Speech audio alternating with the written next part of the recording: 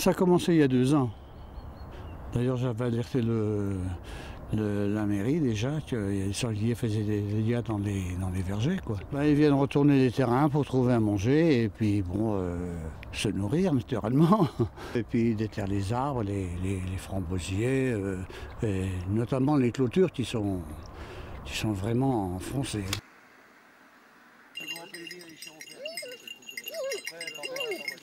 Les fonds là, vous avez vu, c'est vallonné. Et on se rejoint à quel endroit? On va se retrouver au parking du French Cancan jusqu'en bout.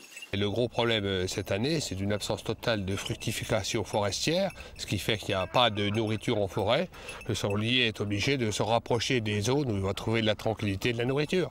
Et plus les zones autour des villes seront épaisses et denses, plus il y aura de sangliers, parce qu'il y a aussi une partie de la population qui aime bien, entre guillemets, ces animaux, qui les nourrissent. Une partie les nourrissent, une partie n'en veut plus. Alors c'est extrêmement compliqué.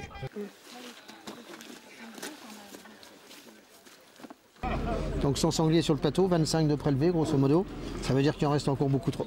Il faut déjà, je vous dis, arriver à réduire les populations vraiment 2 ou 3 fois plus que ce qu'on l'a fait aujourd'hui. Et puis après gérer l'accroissement des populations annuelles en fonction de plans de chasse établis, comme on le disait tout à l'heure, des plans de chasse adaptés au contexte local, quelques jours de chasse dans l'année, pour empêcher les animaux de s'incruster dans les endroits où ils ne devraient pas être, et puis surtout maîtriser les naissances.